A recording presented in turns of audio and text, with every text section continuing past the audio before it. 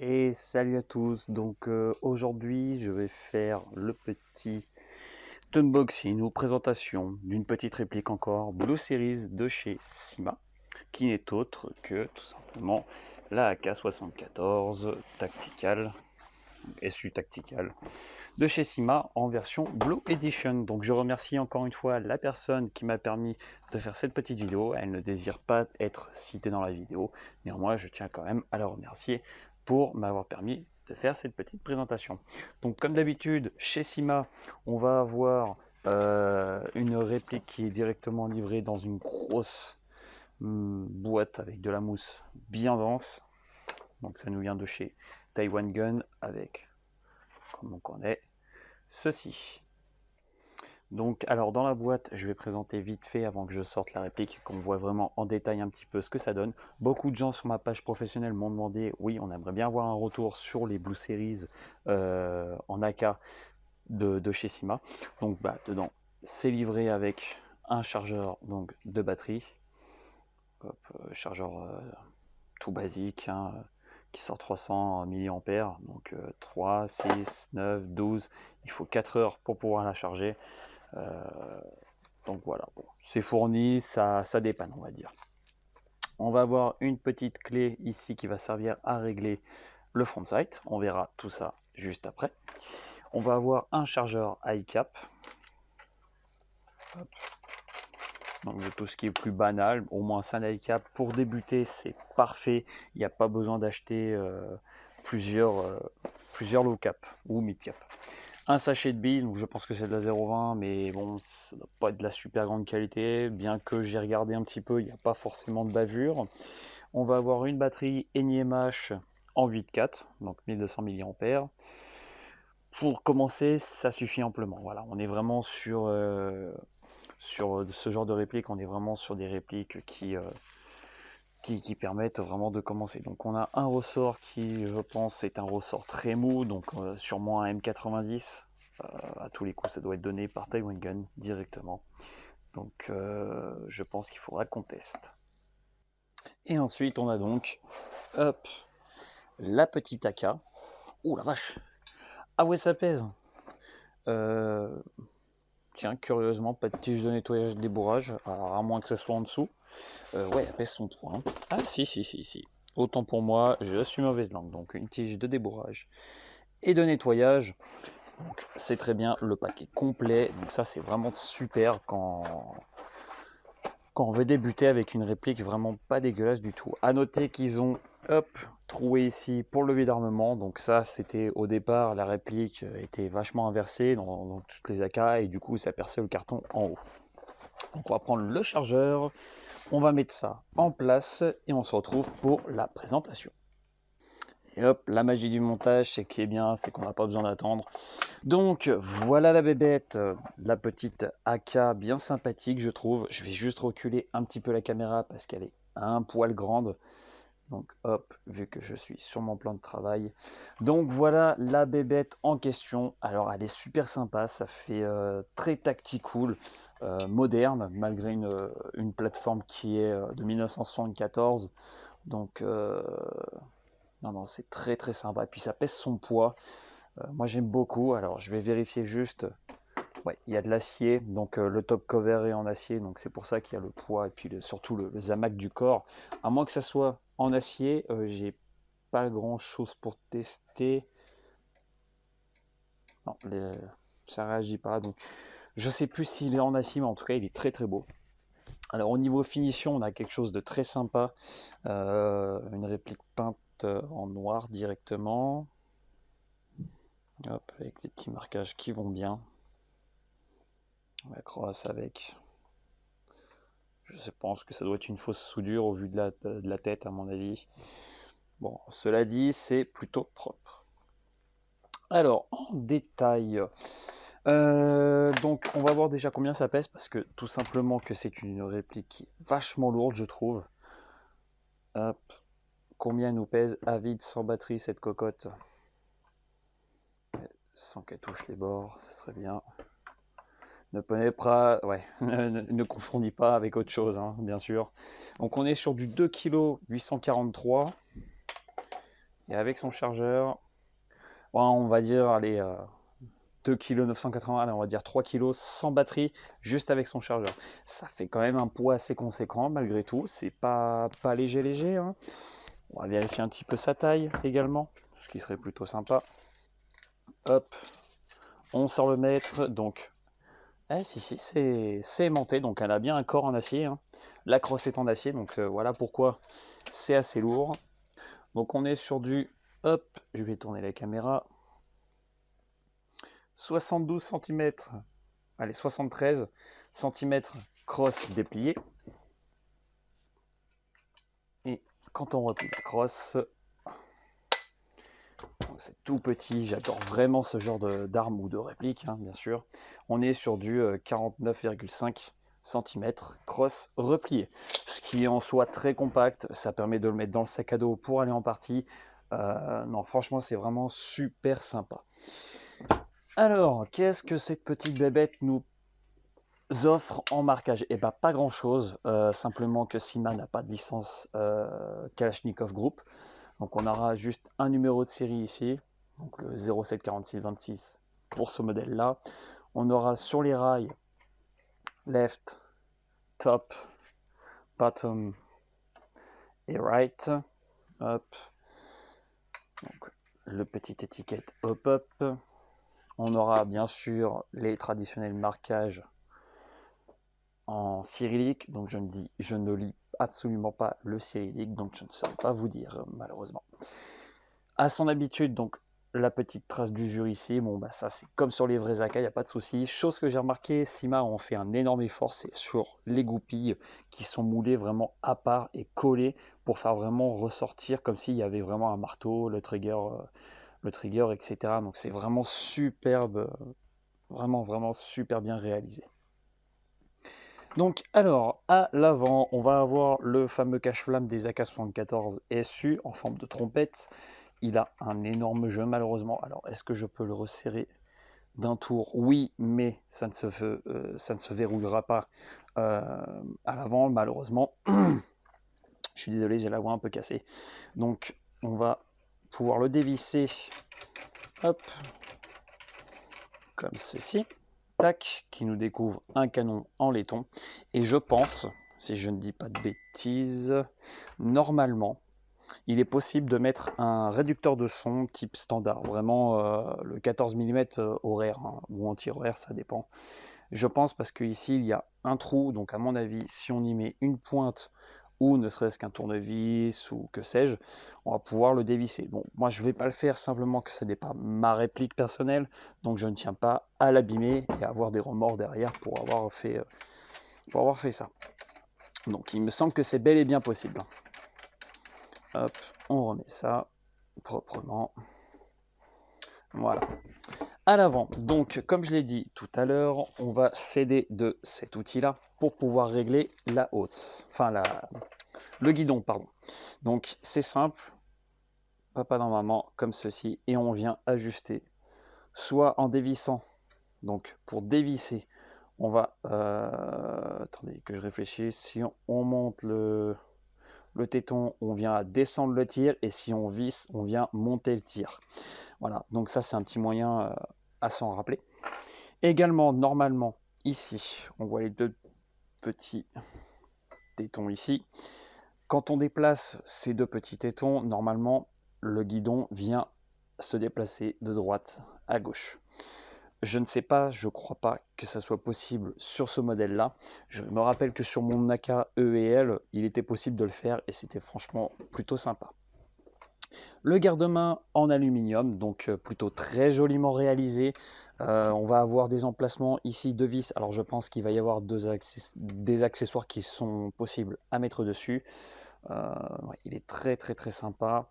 Il a un pas de jeu ou très léger. C'est vraiment très bien réalisé. C'est très propre. Il n'y a pas de bavure. Non, franchement, ils ont fait vraiment un très gros effort Sima sur ça, sans déconner. C'est de mieux en mieux et c'est pas franchement plus cher que ça. Il me semble qu'on l'a vu aux alentours de 200 balles. Donc ça reste quand même vraiment très sympa. En haut, ici, on va avoir donc l'écran de mire, 400-500 mètres. infini de précision, entre guillemets. Et donc, au niveau de la visée, ça donne ceci. Donc, ils sont juste réglables ici, rabattables. Hop. Bon, en soi, ça suffit. Hein, normalement, ce genre de réplique, c'est fait pour le CQB. Donc bon, ce genre d'élément de visée, ça suffit amplement si vous n'avez pas de petits traits de dot, etc. C'est pas franchement gênant en soi, j'ai envie de dire. Donc bon, en soi, voilà quoi. Donc on va retourner de l'autre côté. Hop. Donc ici, on va avoir la trappe d'éjection des étuis ou des cartouches. Donc elle s'ouvre pas entièrement, il manque quand même un bon dernier tiers. Normalement, ça s'arrête ici. Enfin, ça va jusqu'ici pour les modèles réalistes. Néanmoins, on y découvre donc le réglage hop-up et celui-ci a un défaut. Alors, je ne sais pas si on va le voir, mais la barre de réglage n'est pas droite, elle est courbée. Donc, en fait, le problème, c'est que bon, ça fonctionne en soi, hein, ça fonctionne très bien, l'amplitude est très bonne sur ça, il n'y a pas de problème. Néanmoins, voilà, ça peut causer des soucis de réglage de fluidité. Donc il est possible de la mettre dans un petit étau, taper pour la remettre vraiment bien plat. Chose que j'ai faite sur une AK Sigma Blue Edition qu'on m'a filé pour upgrade.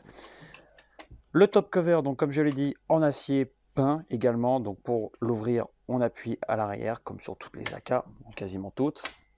Et on vient lever. Celui-ci, il est monté donc sur ressort, rétention automatique, qui va nous permettre également, comme on le voit ici, il y a un petit téton qui vient ici, nous permet de dégager donc le faux gas tube si on dévisse donc les 4 vis qui sont ici. Alors c'est bien dans le sens où ça évite de paumer cette pièce à chaque fois que l'on ouvre le top cover, mais pour avoir un accès rapide à l'intérieur, bon, en soi on n'a pas trop besoin normalement, c'est un peu chiant. Connected Tamiya, bon bah ça tant pis, hein, on passe en T-Line, c'est pas très grave, ça va, c'est très vite, hein, ça va très vite. Ici on a le petit porte-fusible, ça c'est pareil, ça dégage, ça sert strictement à rien, il n'y a pas de MOSFET dedans, donc j'ai envie de vous dire, ça n'a pas grande utilité. Donc hop, voilà pourquoi ça s'arrête au milieu, le ressort est très grand. Ce qui fait que quand il est compressé, il n'y a plus de place pour reculer. Bon, en soi, c'est uniquement esthétique. Ça n'apporte rien en soi mécaniquement ou au niveau de la gearbox. Hein. Donc voilà un petit peu la poignée. La poignée plus grosse qu'habituelle, donc forcément, il faut éloger le moteur. Chose que j'aime beaucoup chez Syma, c'est qu'ils évoluent vraiment en bien et pas si cher que ça, mais surtout, ils ont mis un système de guidage de chargeur, en fait, une butée qui permet en fait directement de plus se faire chier à trouver le cran. On a juste à faire ça et on trouve le cran. Quoi. Voilà, donc ça c'est vraiment génial qu'il est installé d'origine. Donc ça c'est vraiment super top. Il n'est pas installé en direct sur le bloc hop-up, il est installé vraiment dans la partie qui vient du garde-main jonction dans le corps, tout simplement. Donc voilà, là j'ai l'impression qu'il y a un défaut d'ajustement au niveau du bloc. Il est vachement ressorti au niveau, je ne sais pas si on va voir, au niveau d'ici. Normalement cette partie-là vient se coller contre la gearbox. Bon, enfin bon. On va avoir un discret Made in China sur l'arcade de ponté ici, donc très discret, ça fait vraiment plaisir. Voilà, on n'a pas en gros Made in China, en gros peint en blanc, vraiment tout moche quoi. Hop, le sélecteur de tir relativement bien cranté. On va pas pouvoir vraiment le bouger comme ça, hein, donc il risque pas de bouger. Voilà, je fais un peu exprès, mais disons qu'il va pas bouger si on s'accroche dans une branche quoi. À l'arrière, un petit attache sangle, donc pareil en acier, la crosse typique des AK-74 SU. Donc voilà, avec son talon ici, avec un grip pour éviter qu'elle dérape. Pour la replier, c'est tout con. On appuie sur ce bouton et on vient la basculer. Donc elle a un peu de jeu. Replier, elle a beaucoup moins de jeu. Donc ça c'est pas mal. Les ajustements sont pas trop dégueux. Le crochet ici, on vient, on appuie et c'est verrouillé. Donc elle a un peu de jeu, mais ça va. Franchement, je m'attendais vraiment à pire. On y voit le cul de la gearbox. Donc voilà. De l'autre côté, alors on va avoir ici un support qui va nous permettre de mettre un rail spécifique et donc nous mettre une petite optique bien sympa, bien qu'il y ait un rail à l'avant. Pour mettre une optique, ça peut être sympa, un petit RMR, etc. Je vous ai dit, c'est vraiment une réplique faite pour les CQB à la base. Enfin, du moins, moi, je pense ça comme ça. Donc, il faudrait, après, selon les goûts, les couleurs, moi, je mettrais plutôt un petit red dot ici. Ça ferait plutôt sympa, plutôt qu'un gros rail, etc., qui nous empêcherait également, une fois le rail installé, de replier la crosse. Ça, il faut le savoir également. Donc voilà, pareil, classique du bouton d'éjection, enfin crochet du chargeur, pareil, ça c'est grand classique des AK. À l'avant ici, un petit attache-angle également moulé dans la frette des gaz. Donc la frette des gaz, c'est toute cette partie-là qui vient en fait prendre une toute petite partie des gaz pour pouvoir faire reculer le piston et donc tout l'ensemble mobile sur une vraie. Hop, donc non, la finition est vraiment très très belle, hein, sans déconner. Syma, ils ont vraiment fait un super truc. Le grip, j'en ai pas parlé plus que ça, mais il est en polymère, donc très bien fini. Bon, c'est confort parce que c'est droit et qu'il n'y a pas de traces de moulage, de moulage ou d'empreinte pour les doigts. Donc pour ça, c'est plutôt sympa. Au niveau de la batterie, alors cette réplique est en Blue Edition, c'est-à-dire qu'il y a de l'upgrade dedans, c'est-à-dire que le piston a une crémaillère en acier. On va avoir un nozzle sans joint torique, malheureusement. Toute la partie cylindre, tête de cylindre, donc la tête de cylindre est en aluminium usinée par CNC. La tête de piston, c'est une mushroom, donc en fait en forme de champignon, la tête de piston silencieuse. Ça marche franchement pas terrible. Normalement, si c'est comme sur l'MP5, ça marche pas terrible. Sinon, c'est une tête de piston plate. Le cylindre chromé avec un trou au niveau d'ici, je pense que c'est un peu trop parce que vu la longueur du petit canon par rapport au volume d'air du cylindre, il me semble qu'il va y avoir un petit déséquilibre. On va voir ça au test de tir de toute façon. Ressort, je ne sais pas encore. À mon avis, c'est un ressort de camion. Les engrenages sont standards de chez Syma, donc c'est pas ouf. Ça, à mon avis, ça risquerait de casser sur une utilisation un peu trop poussée. Moteur vraiment high torque, donc très très bon moteur de chez Syma. Donc pour ça, pas de souci. Le joint hop-up est un joint hop-up souple.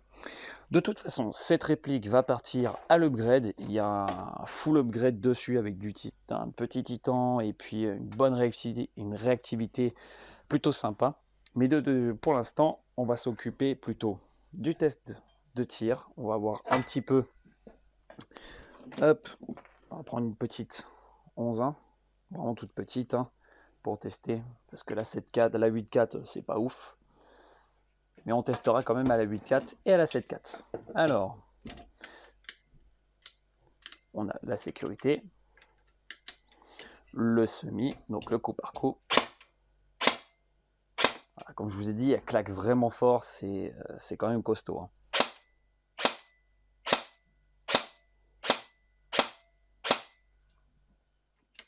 Et en full.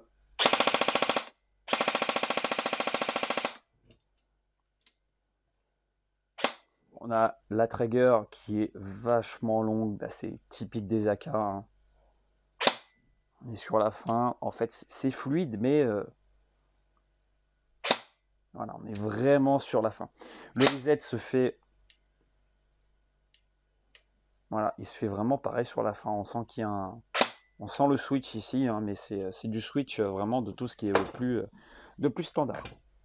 Donc on va essayer maintenant, hop, pareil à la 7.4, 25C, donc amplement suffisant, hein, pareil. Normalement, ça la fait tourner, il n'y a pas de raison.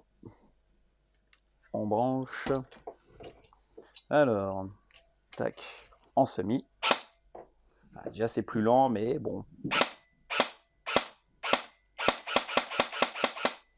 Hop, et en full. Ah, c'est plus réaliste au niveau cadence, c'est beaucoup plus réaliste, hein.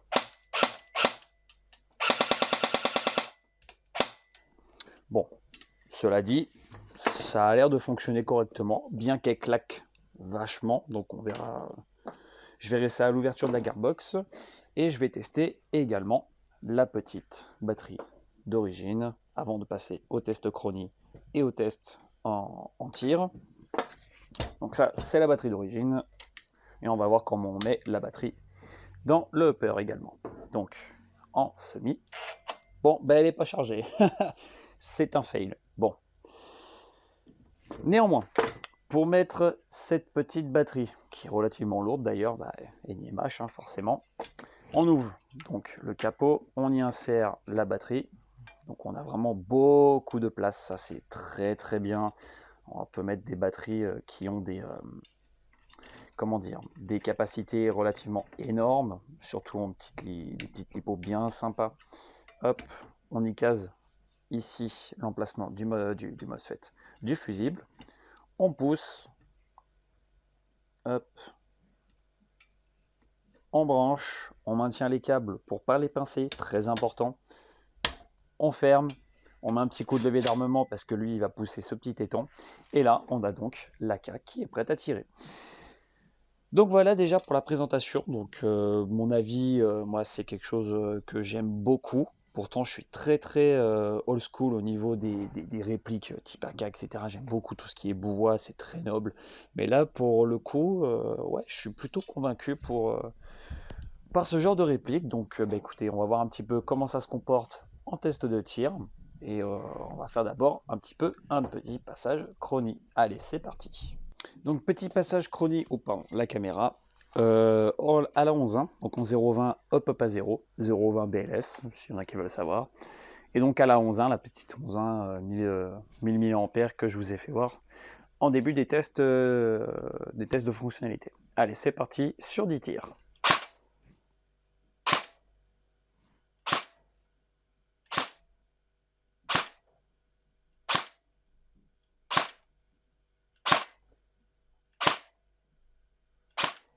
On va faire un petit coup d'automatique. Hop, un petit coup de semi pour enlever la bille qui est dans le canon. Et voilà. Alors, on va voir un petit peu ce que ça donne. J'ai l'impression que ça tape fort. Oula, j'ai tapé le chronie dedans. Bon, c'est pas très grave. Alors, qu'est-ce qu'il nous dit le chronie? Alors, le chronie nous dit qu'il y a 406 fps de moyenne, 14, avec un pic à 414,7, ce qui est assez conséquent. Ça pique vraiment beaucoup, je trouve, avec 14 bisecondes. Ouais, ça pique pas mal, hein, sans déconner. Bon, après, c'est Sima, hein, faut pas s'étonner non plus, ça reste très haut au niveau puissance. Bon. En tout cas, ça a l'air de bien fonctionner. Je pense que de la bille 0.20, ça va pas suffire pour le test de tir. Je vais essayer de la 0.25, voire 0.28, et puis on va voir ça tout de suite. Allez, c'est parti. Donc, allez, c'est parti en 0.25. Donc, on va essayer sur mes poils habituels. C'est tellement satisfaisant de tirer dedans que maintenant je pense que tout le monde y est habitué. Hop, je referme le capot comme je peux. Voilà, donc j'ai testé en 0.25, c'est plutôt pas mal.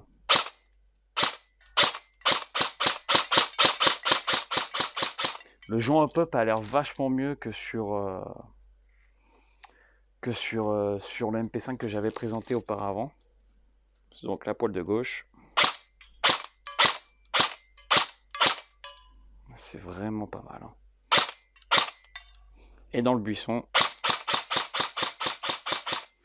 à mon avis, ça a l'air vraiment précis. Sans déconner, ça a l'air vraiment super sympa. Je vais faire un petit coup de foule. Hop, je déplace la caméra, je suis désolé. C'est un peu fastidieux, je reconnais. Dans le buisson, oula, qu'est-ce qu'il me fait lui? Eh ben dis donc. Voilà, hop, un petit coup dans le buisson en full. Tac, qu'on voit un petit peu la dispersion. Je commence à plus avoir de batterie. Ça a l'air d'être vachement précis hein, pour un truc cheap, sans déconner. Je suis vachement surpris. Sérieusement, je suis vachement surpris. Alors au niveau portée, je ne peux pas dire quelle portée il a très précisément, simplement que la maison en face est habitée et je ne peux pas me permettre de tirer sur la maison en face, forcément. Eh bien écoutez, ben, avec ceci on va à la conclusion. Alors en petite conclusion, qu'est-ce qu'on pourrait dire un petit peu de cette AK? Alors, elle est lourde, donc ça c'est assez réaliste. Le corps, la crosse, le top cover, le cache-flamme et ici la frette des gaz sont en acier, ainsi que l'arcade de pontet et le loquet de verrouillage de chargeur. Enfin bref, les trucs sont, il y a pas mal de trucs en acier, ce qui est plutôt réaliste. Bon, même si ça reste de l'acier bas de gamme, n'empêche que c'est de l'acier et c'est un point à noter. Seconde chose, on est sur une Blue Edition, donc c'est-à-dire que c'est une version vraiment plus de chez Sima, à un prix vraiment pas déconnant je trouve, ça reste très propre pour le prix. Et puis au niveau du tir, bon 400 fps ça pique, alors après il faut pas oublier que Taiwan Gun nous fournissent un ressort de rechange, ce qui en soi est super intelligent. Donc non, c'est vraiment une super AK. Alors au niveau des chargeurs, je ne sais pas qu'est-ce qui est compatible. À mon avis, avec tout ce qui est Sima en général, ça mange un petit peu de tout. Donc pourquoi pas, faudrait essayer, mais je pense qu'il y a un petit peu de tout qui puisse passer dessus. Et puis même la finition est vraiment super sympa. Donc pour moi, ça reste une très bonne base d'upgrade dans un prix plutôt raisonnable. Pas grand chose à changer pour que ça soit fonctionnel. Même de base, c'est entièrement fonctionnel. Donc une batterie, des billes, un nettoyage de canon et puis on peut aller jouer. Donc ça, c'est vraiment super. Donc bah voilà, bah, j'espère que cette petite vidéo review et puis mon avis vous aura plu. Et puis moi, je vous dis à bientôt pour une nouvelle petite review. Ciao!